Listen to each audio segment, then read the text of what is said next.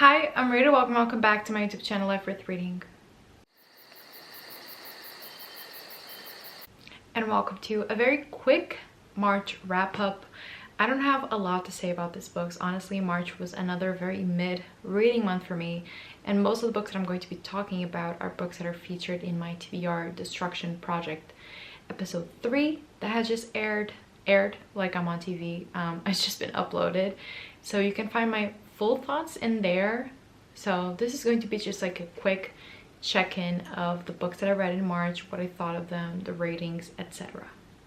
Again, March was a bad mid reading month for me.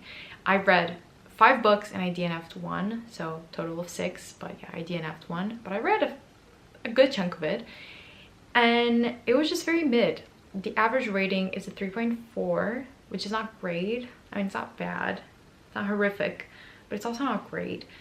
But honestly, when I look back at like my reading months, even when I haven't had the best ones, I'm always just so optimistic because I just love reading so much.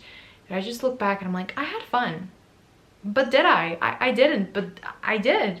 Like, I always tell myself, but you had fun. So without further ado, let's talk about the books that I did read this month.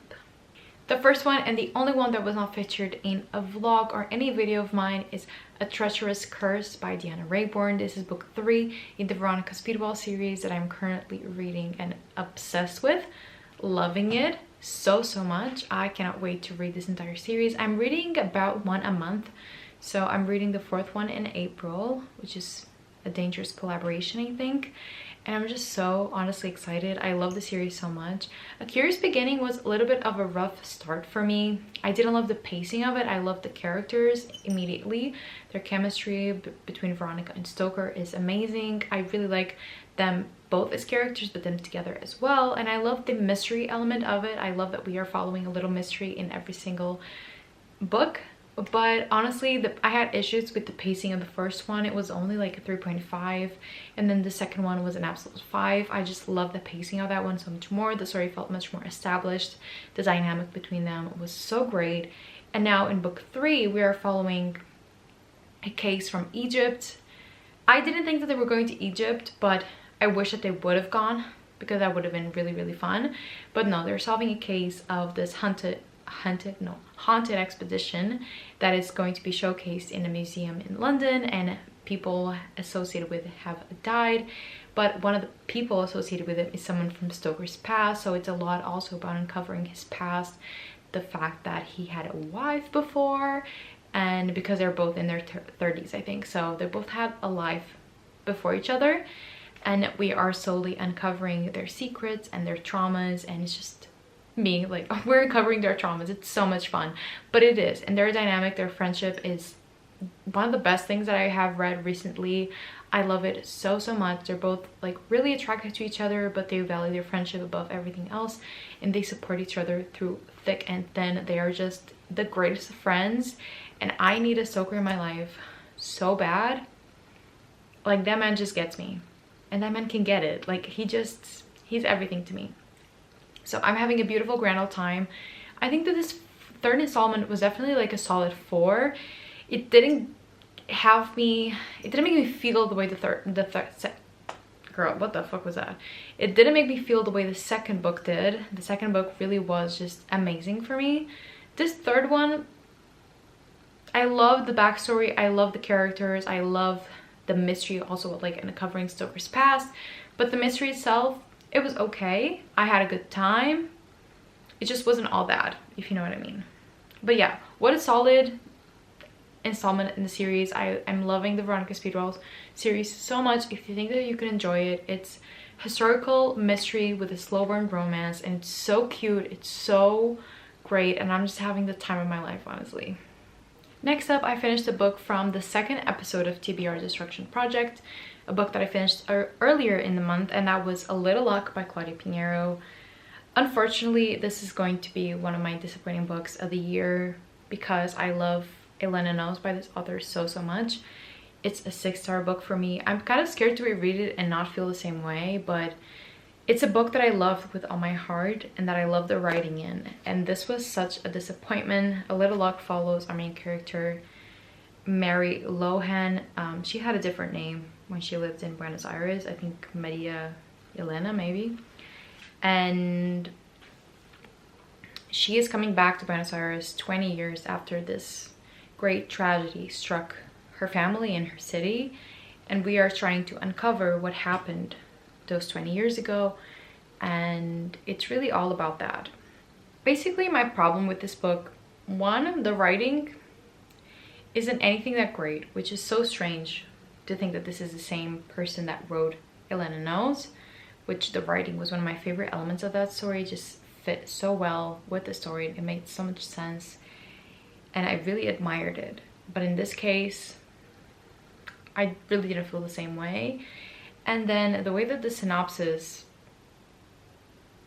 amps up this book and hypes this book just leads to such a big disappointment, because this, when you really uncover what happened, you're like, that's it? Like, yes, it's traumatizing, yes, it's a big accident, but it's really not a shocking twisted turn of events and everything is just like the web of lies. It's really not that.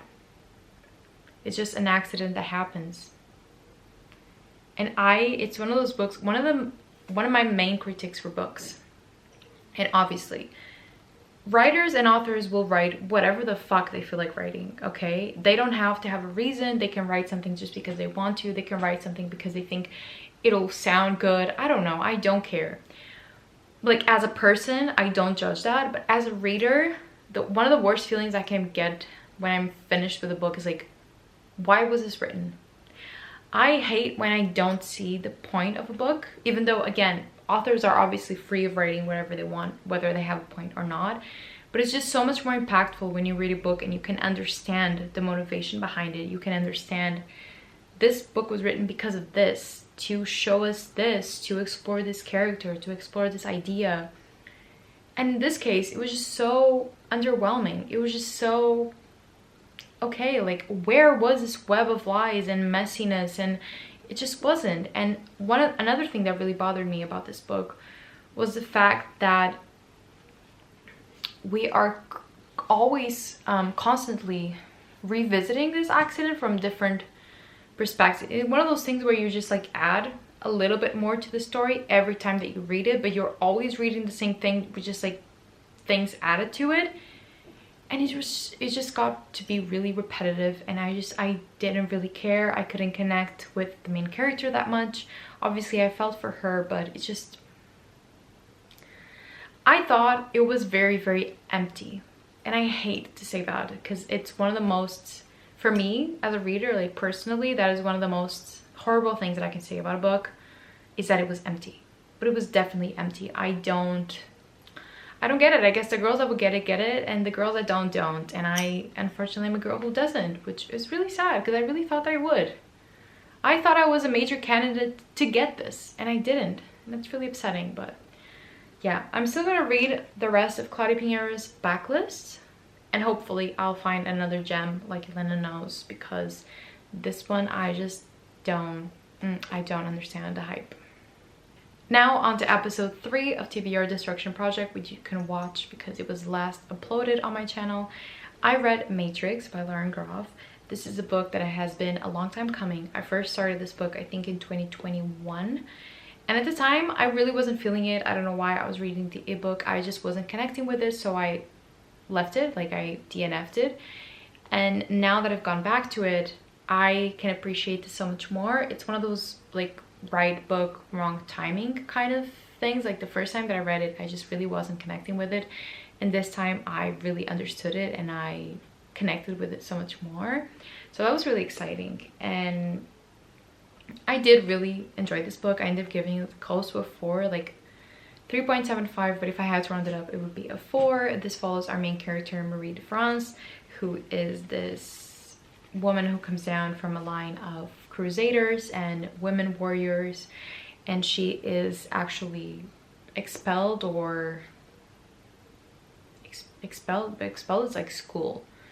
She is, let me see if I can say that, and cast away from the royal court. So she's cast away from the royal court in France, and she is sent to England to join convent of nuns, and basically this just follows her entire life. It's a very slow book because you are really following the entire life of these characters, and she is struggling along, and she is struggling sometimes, but she is also rising up the ranks in this abbey.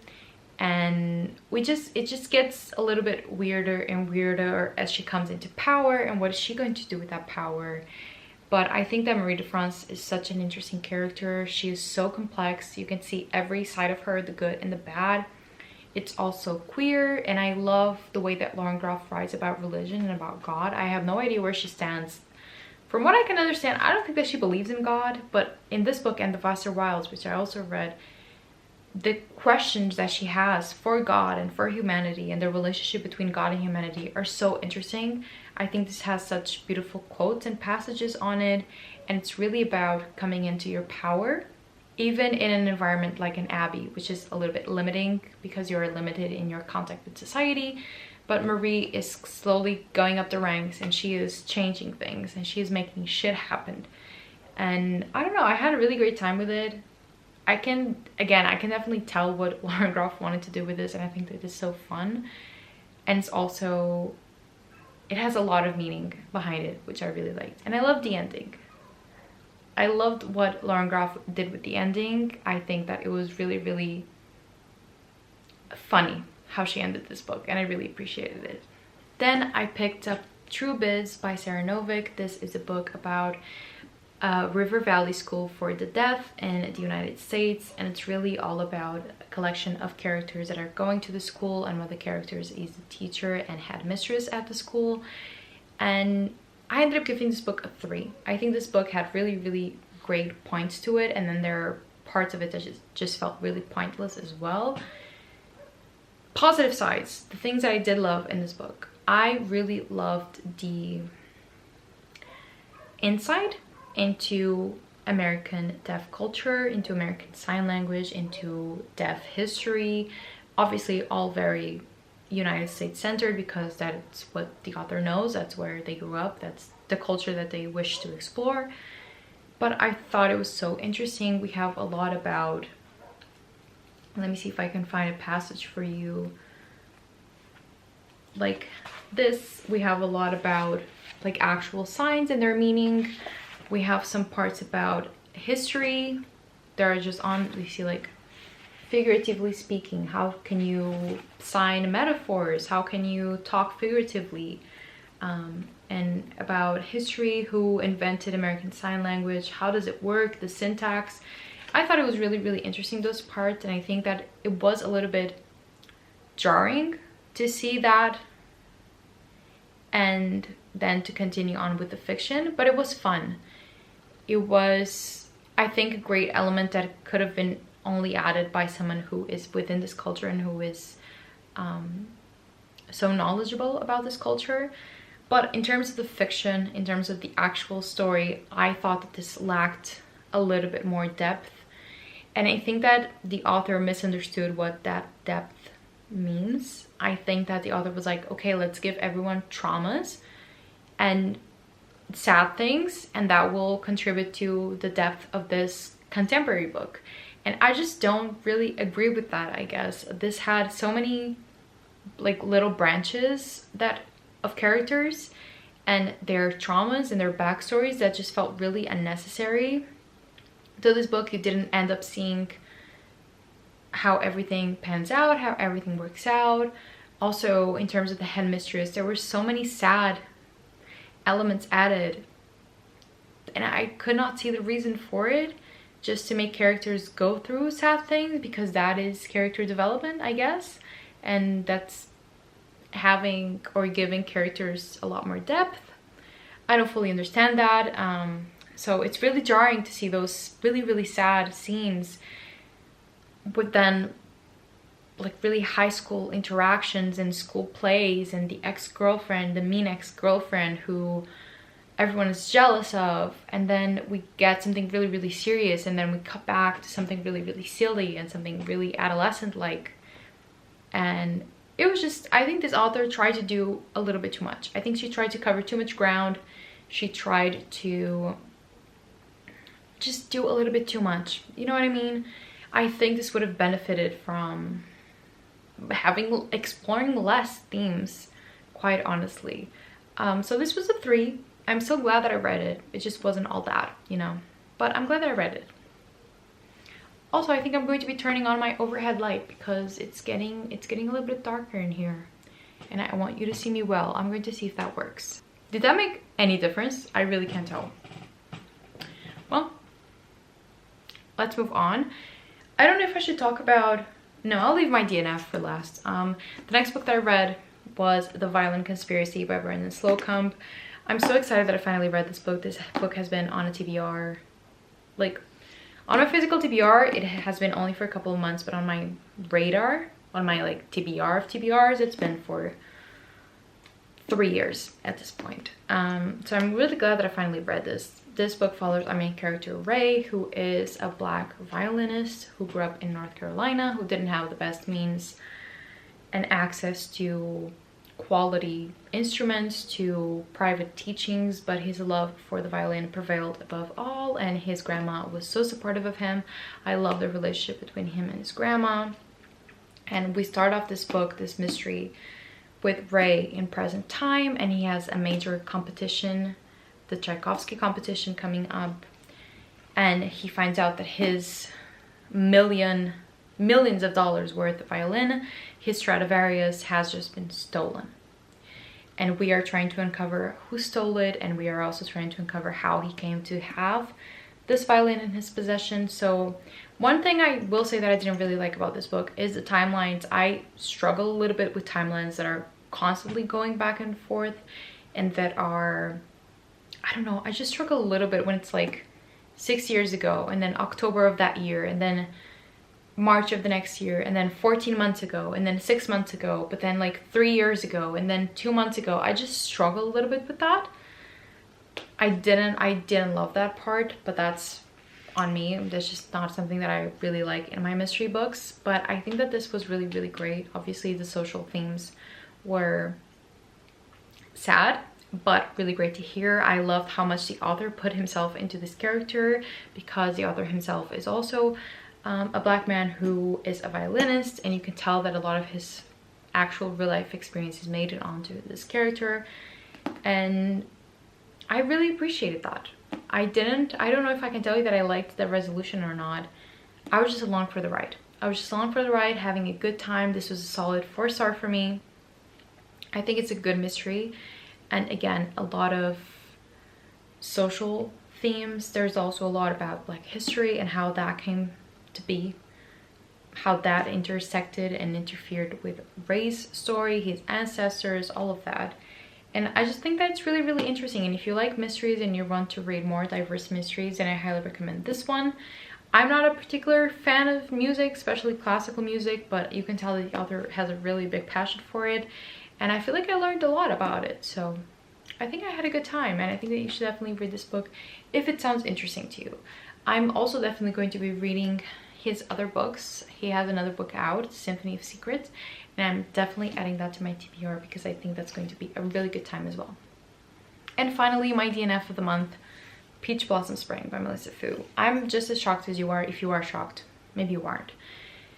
I love a good historical fiction. This is an intergenerational story set in China about our main character Mei Lin and her son Ran Chu, and we are following them as they are trying to escape the Japanese, I'm missing the word, invasion of China and colonization of China. And why did I DNF this book? I think that for historical fiction of this nature and this intensity and this slowness of unraveling to work, I think that you have to connect with the characters, you have to connect with the story, you have to care. And I was 130 pages in, and I still didn't really care. I just didn't connect a whole lot with these characters. I wasn't really connecting with the setting. The writing was pretty, but I really wasn't feeling it. And what ended up happening is that this became like a chore to read, which I usually don't say. It doesn't happen to me often, but I just found myself not wanting to pick up this book. I just found myself dreading picking up this book because it was so slow to read, which again works. It does work. but you have to be connected with the characters, and I just wasn't. So is this bad? No. Is this objectively a bad book? No. Maybe it was, again, right book, wrong timing kind of thing, but I just really wasn't in the mood to read this book. And after 130 pages, I gave myself the grace of saying, maybe I don't want to finish it, and that's okay. Maybe I can just move on to another book that gives me pleasure to read, because that's why I read, because it's something that makes me feel good. And if this book is taking the fun out of reading, then I think that I cannot read it anymore. I think I have that permission. I think I have that right. So I DNF'd it. I'm sad about it, but it's fine. Other books will come. So that was everything that I read in the month of March, and A Treacherous Curse as well. And again, I didn't have the best time. I'm not gonna lie to you. I didn't have the best time in March. It was a great month personally, but reading wise, it was just meh again. And I say this every single month, but I hope that April is better. I'm reading a lot of books, hopefully, in April, and I think that things are headed in the right direction. But I just don't know, because I've only been picking up meh books, and I think that's because I'm making such an effort to go through my physical TBR of books that may not be my style or my type of book, but I'm making such an effort to go through it that I'm just reading books that are meh and not really that great for me. In any case, I hope that you did enjoy watching this wrap up. I hope that you've had a great month reading in March, and I hope that you have a better reading in April. And yeah, if you did enjoy this video, please give it a thumbs up and subscribe to my channel for more bookish content, and I'll see you in my next video. I hope you have a nice day, and always remember that life is worth reading.